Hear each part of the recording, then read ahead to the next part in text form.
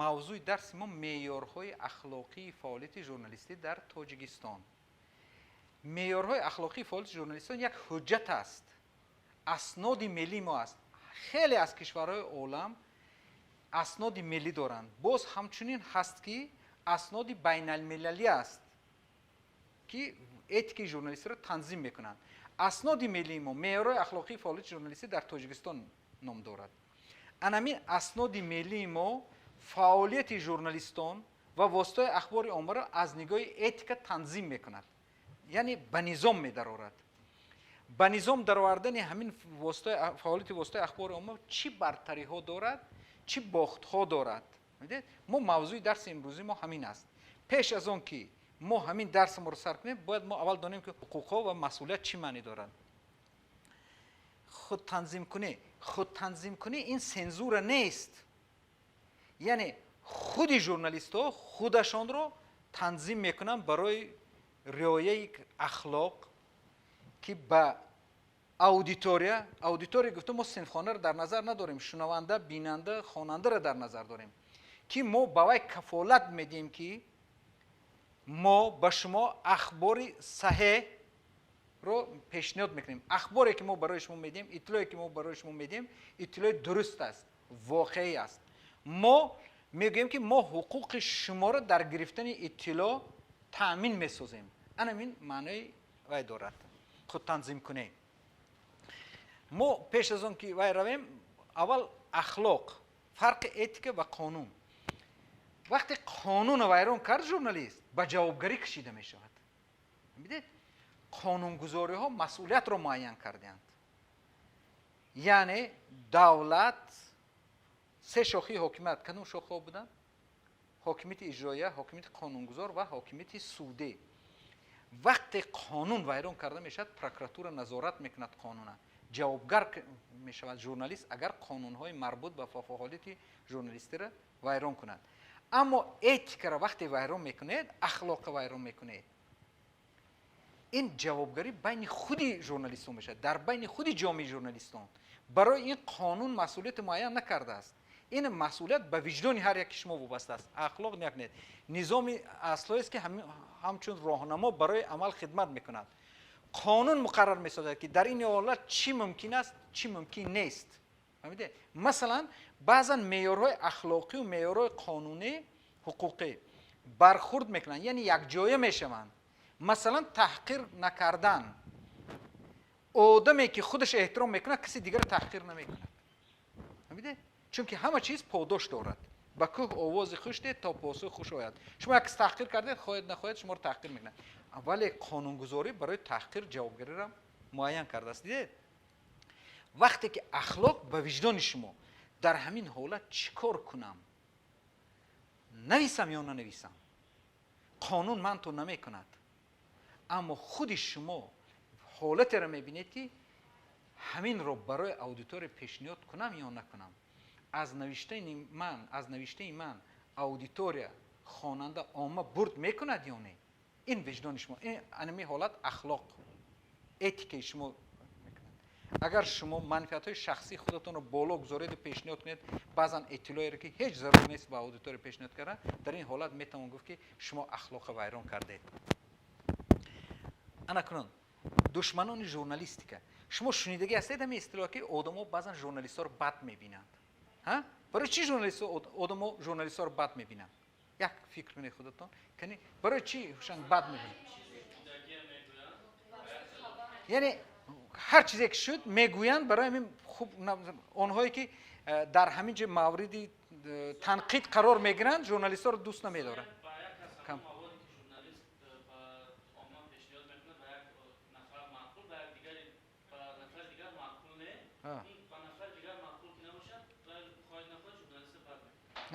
баъд журналист бад мебинанд, чӣ мегӯянд дар бораи журналист?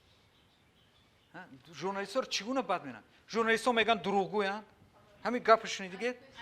аз худашон мебофанд, мегӯянд воқеъ нашударо чун ҳақиқат таблиғ мекунанд, мегӯянд ба хотири манфиатҳои шахсӣ шуда як киса танқид мекунанд.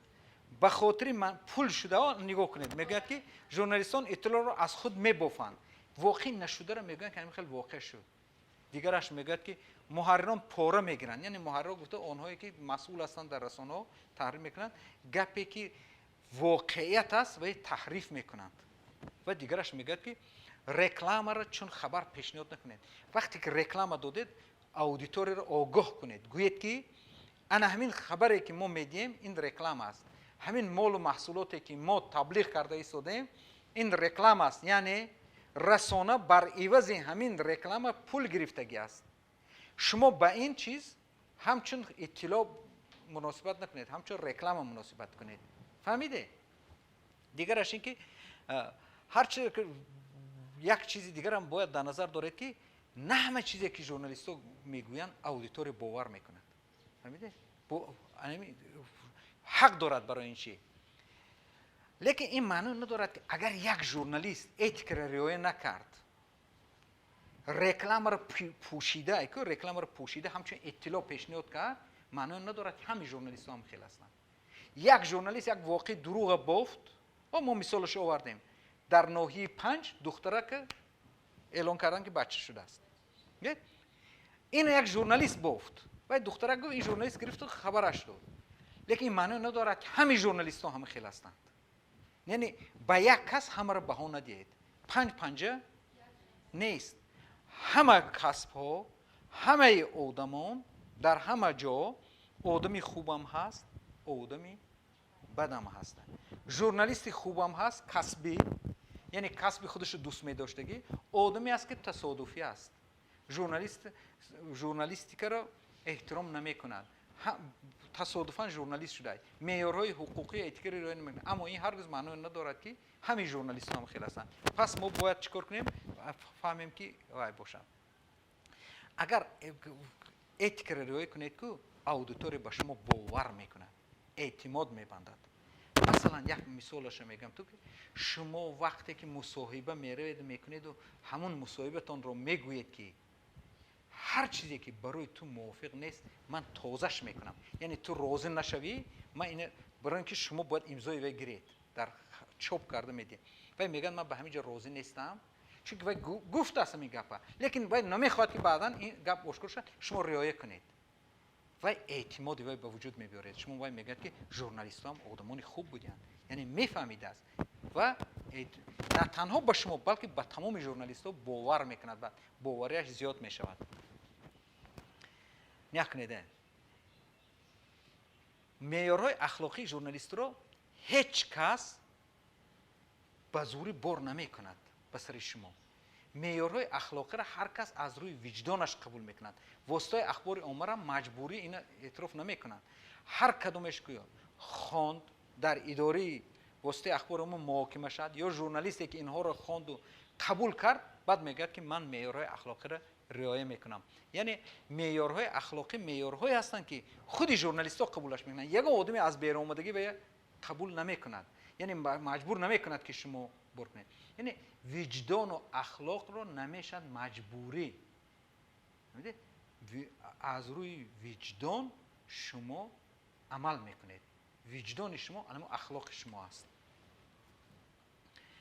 و دیگه ما 5 سبب مثبت خودت برای چی معیارهای اخلاقی رو ما قبول میکنیم پیش از همه ما برای اون معیارهای اخلاقی رو قبول میکنیم که این جنبه‌های مثبت دارد یکم آزادی اداری واسطه اخبار عامه را حفظ میکنند یعنی با فعالیت واسطه اخبار عامه هیچ کس دخالت نمیکند دیگر دخالت دولت یعنی نهادهای دیگر تا حد امکان اگر قانون ویران نکردید اتیک خوب رعایت کرده هیچ کس دخالت نمیکند به فعالیت واسطه اخبار عامه لیکن وقتی که شما اتیک رعایت نمیکنید دروغ مینویسید حتما دخالت از یک جا پیدا میشود دروغ پیشنهاد میکنید خبر نبودگی را پیشنهاد میکنید یک تحقیر میکنید یک تهمت میکنید در این حالت دخالت کسی دیگر پیدا میشه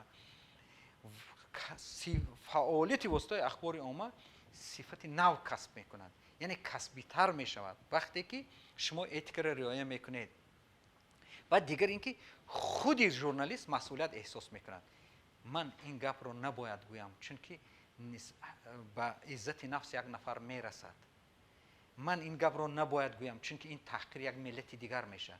من نباید این گپ گویم نماینده یک دین دیگر تحقیر میشه در اینجا. فهمیدید؟ چون که ما از روی ما باید نماینده ملت دیگر رو، مذهب دیگر رو، زبان دیگر رو تحقیر نکنیم. فرهنگ کسی دیگر رو احترام کنیم. حقوق و آزادی کسی دیگر رو باید ما چیکار کنیم؟ احترام کنیم. این وجدان ما است، اخلاق ما است. پس و دیگر چیزی که مخاطب گفته اودیتور در نظر داریم. هر کسی که واسطه اخبار عامه به هوای مراجعت میکند و اودیتور میگن. وای واسطه اخبار عامه را دسترس میکنند، یعنی که وای باور میکند اودیتور شما گوش میکند، رادیو شما را، تلویزیون شما را تماشا میکند و گزیت شما را میخواند.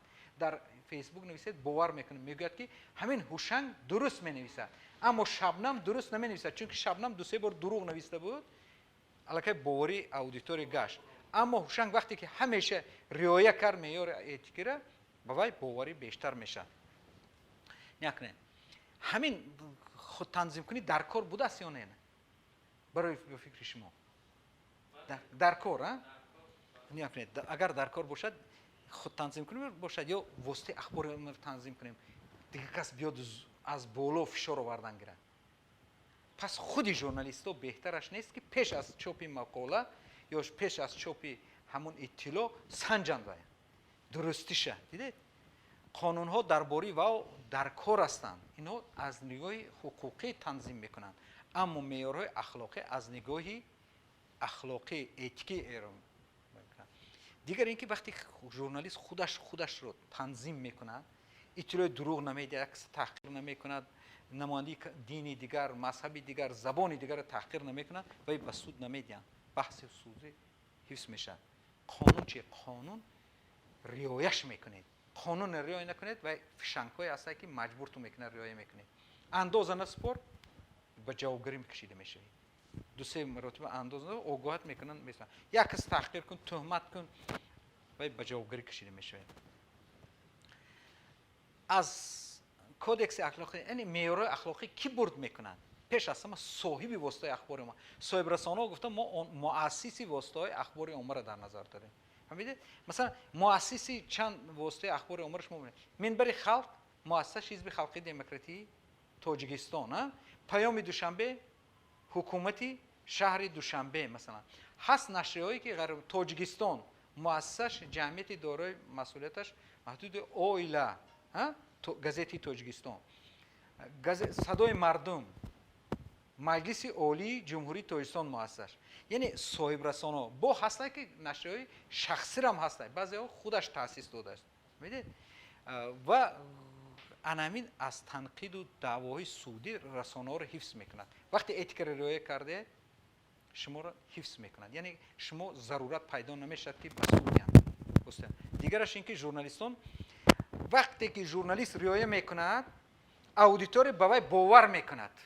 حاضر ما گفتیم به هوشنگ باور میکند، به شبنم باور نمیکند. ژورنالیستی که معیارهای اخلاقی را رعایت میکند اودیتور احترامش میکند، میگه همین ژورنالیست درست میگوید، من آزمود کردم، این همیشه گپ حق میگوید. اما وقتی که شبنم مینویسد میگوید که این همیشه هم خیلی است، در نوشتش تحقیر دیده میشه، در نوشتش دروغ، برای خاطر سنساسیون هنگامه شده، برای خاطر یک لحظه‌ای آبروی لحظه‌ای شده گپی دروغ پیشنهاد میکنند، نسبت آدم ها گپای دروغ مینویسند. و جامعه را وقتی که تنظیم میشه، ژورنالیست خودش تنظیم میکنه، جامعه اخبار خالص به دست میبرد. یعنی جامعه میداند که همین رسانه، همین ژورنالیست هیچ وقت به وی دروغ نمیگوید. یعنی وی گپی رو میگوید که به حقیقت، به واقعیت تکیه میکند، فکت و دلیل قطعی تکیه میکند. دیگرش ما میریم اکنون همین شما به همین گپ راضی هستید که واسطه اخبار عامه حاکمیت 4 ماه همین گپ شنیدید؟ شنیدگی هستید که میگن که حاکمیت ما گفتیم 3 شاخه دارد، قانون برار، اجرایه و سوده. بعضی میگن واسطه اخبار عامه حاکمیتی 4 است. قانون هیچ حجت نگفته است که واسطه اخبار عامه حاکمیت 4 هستند. این فقط یک آرزو است، یک آرزوی تخیلی است، یک آرزویی که هیچ در یگان دولت دنیا واسطه اخبار عامه حاکمیت 4 نیستند. حاکمیت چهارمی اعتراف نشده هم خیلی میگن این افکار عامه است. از پشت پرده، یعنی که اینا انمی باوری و اعتماد به واسطه اخبار عامه نشان میدهد. حاکمیت چهارمشو میگن، یعنی واسطه اخبار عامه فعالیت سه شاخه دیگر را نظارت میکنن، درباره و برد و باخت بیان مینویسن، تحلیل میکنن، فعالیت اونها را تنقید میکنن، بررسی میکنن، انعکاس میکنن. به همین خاطر حاکمیت چهارم میگن واسطه اخبار عامه. یعنی افکار عموم رو به وجود میآورن. برای به وجود آمدن افکار عموم، برای تنظیم افکار عموم، برای تشکل افکار عموم اینا مواد میدن. فهمیدید؟ افکار عموم همیشه هست، لیکن واسطه اخبار عموم به این یا آن سمت اونا روانه میکنن. اکنون میرویم به معیارهای اخلاقی فعالیت ژورنالیستی در تاجیکستان. معیارهای اخلاقی فعالیت ژورنالیستی در تاجیکستان انا همین معیارهای اخلاقی سال 30 اکتبر سال 2009 قبول شده است. یعنی از قبول اینها 14 سال سپری شد. لیکن ما نکنید این معیارهای اخلاقی فعالیت ژورنالیستی در تاجیکستان در یک مدت کوتاه همین خیلی در قبول شدن. تقریبا 11 سال بررسی رفته است. اگر سال 1998 اولین بار پیشنهاد شده باشد که ما کودکس اتیک کسبی ژورنالیستان تاجیکستان را قبول کنیم، تا به همین سند نهایی رسیدن 11 سال سپری شده است. از مای سال 1998 این در این باره کتابی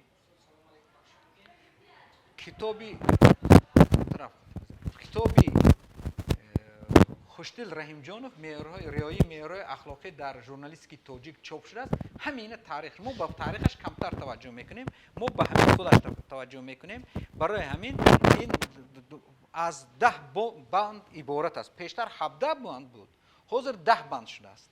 فهمیده؟ این پیشگفتارش است. در پیشگفتارش گفته است که واسطه اخبار عامه تاجیکستان همینا را قبول کرده، معنای سنزور را ندارد. فهمیده؟ یعنی معنای نظارت پیشکی واسطه اخبار عامه را ندارد. خود ژورنالیستان برعکس اهل جامعه را، حقوق اهل جامعه را میگن در دسترسی به اطلاعات درست وظیفه اولین خود میدانند. برای همین اینش هیچ کدام از این پرینسیپ ها، اینه که ما 10 تا میبینیم، هدفشان محدود کردن آزادی بیان، محدود کردن فعالیت ژورنالیست را ندارند. هیچ کدامش نمیگه که آزادی بیان منع کرده شود. فهمیده؟ آزادی بیان، آزادی سخن را کانستیتوسی ما کفالت داده. فهمیده؟ قانون اجازه داده. دولت، حکومت هر چیزی که از دستش میبیاید برای آزادی بیان میکنند. اما آزادی بیان هرگز معنی آن ندارد که هر چی خواهید میگویید. آزادی یک شخص در جایی که حقوق شخص دیگر آغاز میشود به انجام میرسد. شما آزادی بیان را به معنای هر چی گفتن نفهمید. آزادی بیان با آزادی ایجاد است. شما آزادی ایجاد دارید. چیزی را که تحقیر میکنید یک جمله و آزادی بیان گفته، بعد هر چیزی که میخواهید مینویسید. در زندگی بسیار واقعا میشد و گفتن شرط نیست. فهمیدید؟ چون که این سوء استفاده نبرید آزادی بیان. آزادی سخن معنای هرگز هر چیزی که در زبانتون در دهانتون میبیاد گفتن رو نداره. پس یک پرینسیپ اساسی فعالیت واسطه اخبار عامه و ژورنالیست نه. یکم وظیفه ژورنالیست تامین حقوق شهروندان و اطلاع می باشد. درست؟ اطلاع درست، واقعی. و دیگرش اینکه احترام حقیقت. ژورنالیست باید حقیقت را رعایت کند.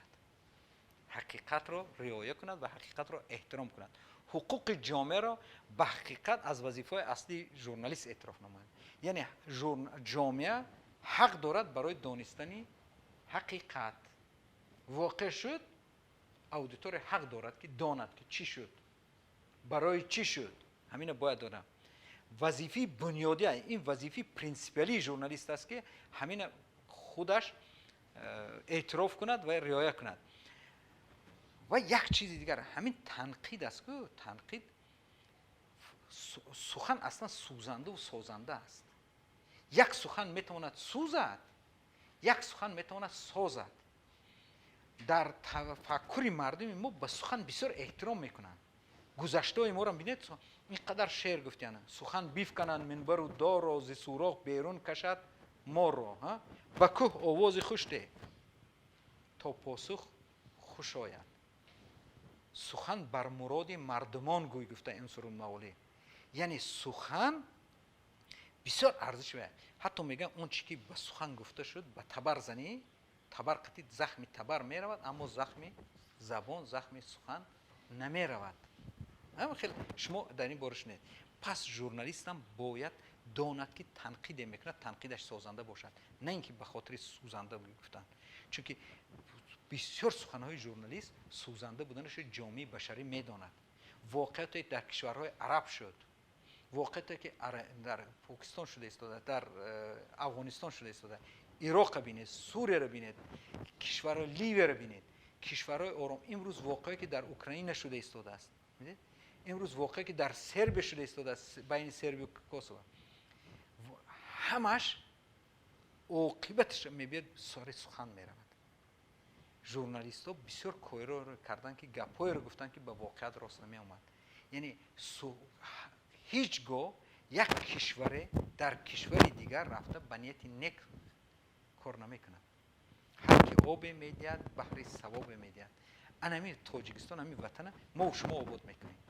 هیچ کس از بیرون اومده آبادش نمیکنه. پس سخن ما باید سازنده باشد. ما باید مردم رو دلگرم کنیم. ژورنالیست مردم رو به سازندگی، با آینده نیک. یک زمان نان نداشتیم خوریم، در کوچه دلپور نبودید که بیگاه خانه برمیگردید یا نه. خیرت که شما این گپ ندیدید، الهو نبینید. اما اندیشه باید کرد. افغانستان همسایه ما رو بینید، از ما یک دریا جدا میکنند. چی حال دارن؟ ما چی حال داریم؟ ما هم مشکل داریم، لیکن مشکلی گذرنده است. مشکلی که 10 سال پیشتر داشتیم امروز گویه باور نمیکنن. مشکل 30 سال پیش داشتیم که میگفتیم شب روز مردم نان خوردن میکفت، شما امروز باور نمیکنید. لیکن آهسته آهسته مشکل حل میشه. مهمش دولت نگاه داشتن، استقلالیت نگاه داشتن. یک نه مستقلیت سیاستی ردکسیونی یکی از بندهای این دویم بندی همین معیارهای اخلاقی است. نگاه کنید، هیچگاه ژورنالیست نه به خاطر درآمد، هدفهای تجارتی میدونید، به خاطر تجارت فعالیت خود را قربان نکنه. یعنی به خاطر که یک فایده لحظه‌ای نبینیم، فایده مالیوی لحظه‌ای نبینیم، فعالیت ژورنالیستی را قربان نکنید. فعالیت تجارتی از فعالیت ایجادی دور است، یعنی جدا است. وقتی که فعالیت تجارت کنه گویا که این رکلام است، اودیتور داند که این رکلام است، بر عوض مبلغ این متریال چاپ میشد. حتی بعضی‌ها رکلام پوشیده میکنند، آشکارا نمیکنند اما میگویند، عمل میکنند. مثلا هوشنگ میرود از صاحب یک دکان عطریات فروشی با نام شبنم میخواد رکلام کند و رکلام نمیخواد دادن، پول میدهد اما میگه رکلام نکن. این پس از آدمان مشهور میپرسد که از پرما شما از کدام فروشگاه عطریات میگیرید؟ و میگه از فروشگاهی شبنم. چون که از پرما یک شخص مشهور است. بعد این میبینید مدینه و منیژو اینا سومن همش میدوند همون طرف. چون که وای شخص مشهور میگه گفت در کدام مشاطه خانه شما مویسرتون وای میکنید و تنظیم میدارید و میگه فروشگاه شبنم. دویده میرم مردم چون که این آدمی مشهور دید. این رکلامی پوشیده، این قربان نکنید. و مطلب هایی که خاطر تجارتی دارن یا رکلام یا یک گروه هوسمند است که این متریال چاپ شود پیار میکنید، شما باید اشاره کنید. اودیتور داند که این پیار است. وقتی که پیار که شد باید اودیتور داند و بخواهد قبولش کنند، نخواهد نه. اگر همین بر رکلام همه باور میکرد در مگزین همون محصولات نمیموند. شما رکلام رو دیده استاده ده هر روز پر رکلام. اگر همین وای راست می بود در مگزین هیچ نمیموند. میدید برای همین رکلام با هوسمندی دارد. ژورنالیست برای انتشار کردن مثلا از کسی مبلغ نگیرد. با کسی است که میگه همین اطلاع رو چاپ نکن، از وی هم باید مبلغ نگیرید. میدید برای انتشار کردن اینو نکردن هیچگاه مبلغ نگیرید. بعد یک چیزی دیگر است که جبران بلخه این مکافاتش همش شما دیده استادید همش ما میکنیم. یک چیزی که آبروی اعتبار ژورنالیست که میرزوند همین است که ژورنالیست ها همین مکافات پولی میگیرن، تحفه میگیرن و در نشست‌های مطبوعاتی مبلغ میگیرند. میدی در نشست‌های مطبوعاتی ضیافت میخورند. وقتی که ضیافت رفتید اعصاب همون مؤسسه خوردید یا که اعصاب یک نفر دیگر خوردید، شما تا اندازه گویا در پیش وی زبان کوتاه میشه. شما حقیقت گفته نمیتونید، شما ابجکتیوانه رفتار نمیکنید. شما خود نخواهید همون خاطری نان و نمکش، خاطری ضیافتش، خاطری تحفهش، خاطری که مبلغی که به شما داده، شما واقعیت نمیگویید، شما حقیقت نمیگویید، شما چیزی رو میگویید که وی میخواهد. پس همین چیزا رو باید بهتر فکر. ژورنالیست هیچگاه منفعت‌های شخصیش پیش نظر نموند. این یکی از پرینسیپ‌های اساسی است. متأسفانه اکثریت ژورنالیست‌های ما در تمام عالم منفعت‌های شخصیشون رو بالا میگذارن. ما می‌بینیم این چیزا. رسانه‌ها رو خوانید بعد می‌فهمید که به این اون هدف منفعت‌های شخصی خودشون، منفعت‌های گروهی خودشون رو از منفعت‌های اودیتوری بالا می‌گذارن. دیگرش می‌گذاریم ما. انا کنیا همراهی کسبی، همین همراهی گفته شما چرا میفهمید؟ یک بار همراهی گفته شما چرا میفهمید؟ یک همراهی سلیدارن است. یعنی همتون یک خیل، یک در یک موقع میشوید. میبینید همین همراهی کسبی وقتی که یک ژورنالیست به یگون مشکلات دچار میشد، باید ژورنالیست ها دستگیر کنند. مشکلاتی که اگر با اجرای فعالیت کسبیش وابسته باشد، نه که اگر با قانون ویران کرده باشد در این حالت نه. اما وقتی که فعالیت مشکلی میافتد، یک اداره نشریه در عرفه همین مبلغش نگذشته است از پشت، نشریش چاپ کردن نمیتواند، شما میتونید وی دستگیری کنید. یک ژورنالیست زیر فشار قرار میگیرد، شما وی باید دستگیری کنید. اگر قانون ویران نکرده باشد، قانون ویران کرده باشد، در این باره شما هیچ کار کردن نمیتونید. قانون هر کس انفرادی میره در پیش قانون جواب میدهد. اما وقتی که در مسئله همراهی میرد، یک ژورنالیست میرد اطلاع رو دسترس کردن نمیتواند. فهمیدید؟ شما امکانیت دارید یک همکارتون نو کار آمده است، نمیداند نوزگوی کسب، شما با وی یاردم کنید. فهمیدید؟ شاهینه آمده شبنم 3-4 سال باز کار میکند، شاهینه رو نگوید که تو نمیفهمی. برعکس باید به یاری رساند. این رقابت باید سالم باشد. قصدن بد نکنید همکارتان، خلل نرسانید به حالت همکارتان. ثبت میکنید، دو کس ثبت میکنید، شما کوشش نکنید که ثبت وی بدتر براید. فهمیدید؟ وقتی در نشست‌های مطبوعات میبینید همدیگر به خلل نرسانید. این رقابت سالم است. باید رقابت سالم با مواد کسبی شود. شما هر قدر موادتان کسبی تر باشد، رقابت انواع اودیتور خودش انتخاب میکنند.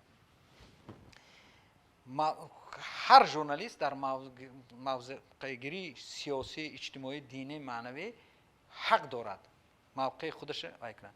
اما ژورنالیست رو مجبور کردن در کار نیکی این یا اون کس یا این اون موضوع رو رکلام کند. این دید رکلام جلب نکنه. ژورنالیست رو بدون خواهش برای ویش جلب کنه. لیکن اندیشه سیاسی، اندیشه دینی، اندیشه اودیتور را هم رعایت کنید، احترام کنید. حق نداریم که نماینده یک حزب رو از حزب دیگر برتری دیم یا که نقد کنیم. اگر با حزب قانونا فعالیت کننده باشد. دیگرش ژورنالیست باید سیاست وار در اداره و بیرون از آن پایبند باشد. این معنیش این است که در ردکسیا بعضی معیارها معین کرده میشن. ژورنالیست باید امون رعایت کند. حق ندارید که بگید که نه من اجرا نمیکنم.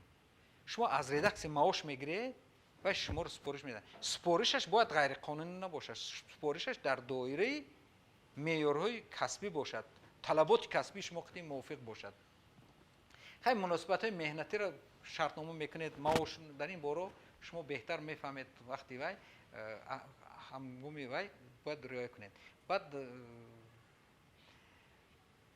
ژورنالیستان وقتی که مناسبت میکنید انمی حق قلم گرفتن، فهمیدید؟ برابر راهبر مؤسسه باید عدالت رعایت کند. وقتی دادن حق قلم از فرما شاگردی من من گنرال بلندش میمونم، شبنم شاگردی من نیست، حق بلندش نمیمونم.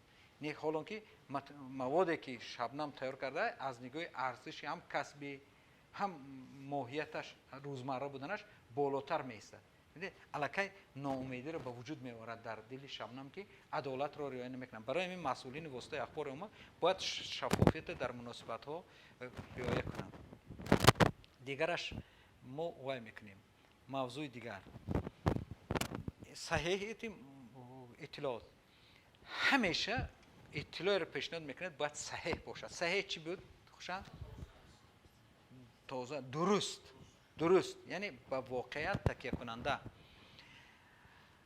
همیشه اندیشه دیگر، مثلا در یک موقع یک موضوع رو بررسی میکنید، اندیشه دو جانب رو گیرید. فهمیدید؟ مثلا یک موضوع ما بلند برداشتن صفت تحصیلات، بعد میروید شما صحبت میکنید، شما باید چند اندیشه را گیرید. شما اومدید نزد اسپرما میگوید که صفت تحصیلات بلند نیست، دانشجو صفت تحصیلشان سسته. شما کسی دیگر هم یابید که مقابل اندیشه وی باشد، مثلا مسئول دانشگاه را یابید، ریشه هاش کوبید، در مکتب میانه چگونه تیار میکنن. یعنی از چند پهلو همین کنید. کدام راه که صفت تحصیلات بالا بردن در کار، چی باید کرد که دانشجو مسئولیت حس کنند، چی باید کرد که دانشجو دانش جوید نه اینکه بها. یعنی از پهلوهای گوناگون وی بررسی کنید. فقط به یک اندیشه که از پرما گفت با وی تکیه کنید، اودیتور اندیشه نظری گوناگون نمیگیرد و خودش توازن میدونید چی است؟ ترازو یعنی که توازن به معنای توازن دیدگاه های گوناگون. هوا مقابلت میکنه. مثلا دو کماند بازی کرد فوتبال، با اندیشه شما کدومش خوبه، شما حتما طرف دیگرش هم گیرید. قضیه دادگاهی، یک نفر گناهکار شد، شما فکری پروکرور گرفتید اجبار کننده را، شما فکری ادوکاتش هم گیرید. یعنی اونی که وی حمایتچی شد وی هم گیرید، نقطه نظری گوناگون گیرید. اگر شما یک طرف قطعی تکیه کرده توازن رعایت نمیشد. اینم وای کنه لبه.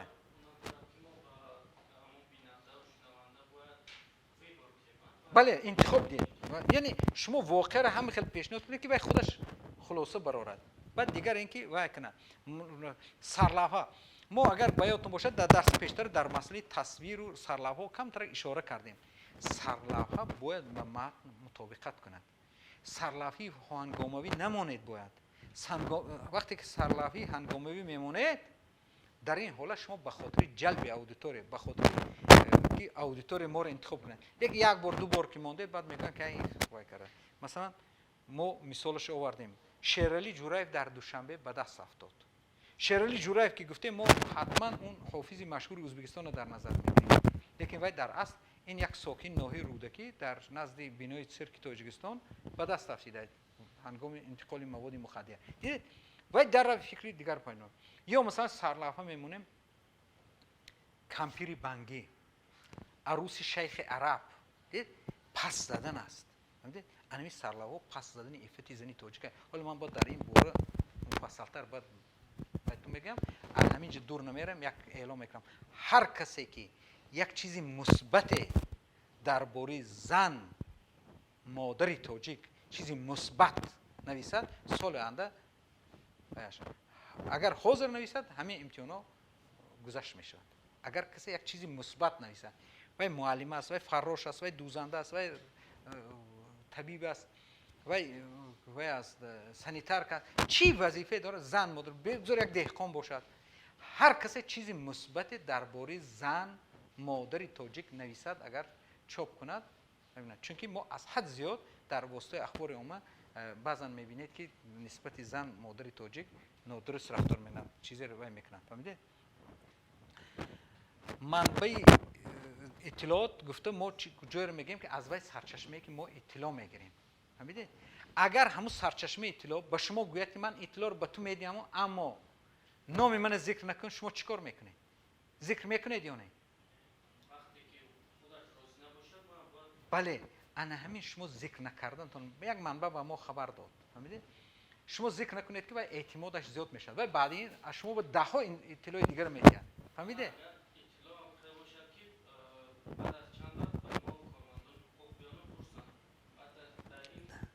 در این مسئله یک چیز تو میگم ده ژورنالیست حق دارد سرچشمه اطلاعش رو مخفی نگاه دارد تا دمی که قضیه به دادگاه میره. فقط دادگاه و حق دارد ژورنالیست آشکار کند که همین سرچشمه اطلاع کیه و سرچشمه اطلاع همراه ژورنالیست هم جوابگر می شود.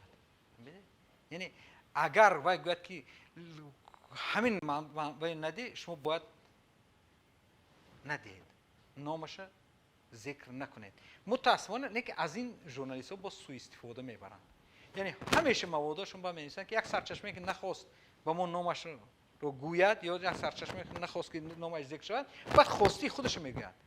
نرفته ژورنالیست خواسته خودش اندیشه خودش از نام کسی دیگر بر میکنه. با این پهلو هم هست دیدی یعنی دو طرفه است. یک طرف خوب است از طرف دیگر با منفی است که بعد ژورنالیست ها از اداره گازت بیرون نشده خودشان میبافند. همین ما در فعالیت بعضی رسانه ها و مشاهده میکنیم. همین از یک چیز دیگر میگم اثر دزدی پلاگیات میگن. یعنی نوشته شخص دیگر گرفته به نام خودش پخش کردن میگن پلاگیات. هیچگاه این کار نکنید. ولی حقوقی وی است مالکیت ذهنی مثل که آهنگ سرود آهنگ و سرود صاحب داره شعر یک کسی گرید به نام خودتون خونه او با یادتون است شیخ سعدی میرود که خشت میرزد و وای میکنه با شیخ سعدی خشت داشته وای میکنه میگه برای چی خشت میکنه میگه که تو شعر من نادرست خونده ایستادی. پس حقوق وی در موادش رعایت کنید و اثر دزدی متاسفانه همین چیز به مشاهده میرسد و فعالیت واسطه شورای واسطه اخبار عمومی نشان میدهد که اثر دزدی هنوز در ژورنالیستیک تاجیک ماندگار است. یعنی هست ادامه دارد. بعضی ژورنالیست های جوان نمونه آخرینش همین که یک ایده عادل ناظر در گازت تاجیکستان چاپ کرد درباره بیت سری قبر امیر عالم خان. نشریه دیگر گرفت هیچ اشاره نکرده با عادل ناظر. اول این شده عادل ناظر که شد این گرفت بعد دیگر پهلو همون چاپ کرد. این خوب نیست. اقلا اشاره میکرد که در این باره از 3 ماه پیشتر نشریه نوشته بود. بعد وقتی که مصاحب هم‌مؤلف است یعنی ژورنالیست وقتی صحبت میکنه صحبتی که انجام داده شده شما وی به ورق میکوچونید آورده امضا گیرید از اون آدم از هم‌مؤلفتون همون آدمی که صحبت کرده است تحریر میکنه و ممکنه که بعضی اندیشش گوید که شما نادرست فهمیدید و ژورنالیست باید گشته پرسد که من درست بیان کردم فکر شما را. وقتی باید راضی شد و گفت که حقیقتا من راضی هستم همین اندیشه من است پس باید چوپش کنید. فهمیدید این یکی از دیگر مسئله است. بعد آدما ما درس پیشم بعضی کس تجربه نمیداند که ژورنالیست و سوء استفاده میبرد. یعنی تجربه ندارد با واسطه اخبار عامه صحبت کردن.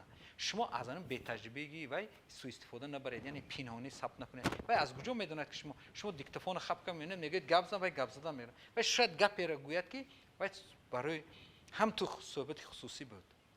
برای همین هیچ وقت سوء استفاده نبرید. و ژورنالیستان بعضی آدمانی هستند که اولین بار اینترویو میدن اونها را باید شما احترام کنید. وقتی که از مرکز مطبوعات یا یک اداره از شما به شما اطلاع میدن شما گویید که از مرکز مطبوعات وزارت معارف و علم به ما خبر دادن. شما گویید که از مرکز مطبوعات وزارت کارهای داخلی به ما خبر دادن.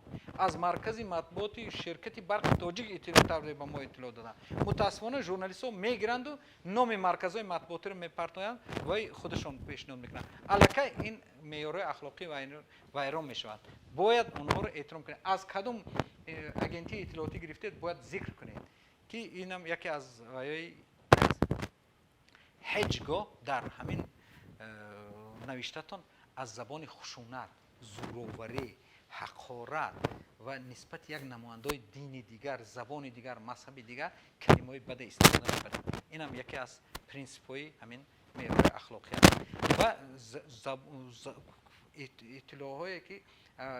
اصطلاح‌هایی که گپی کوچگی هستند، عامیانه، ژارگون میگویند و در دایره یک گروه محدودی مثلا جنایت پیشه استفاده میشن، شما باید در واسطه اخبار عامه استفاده نبرید.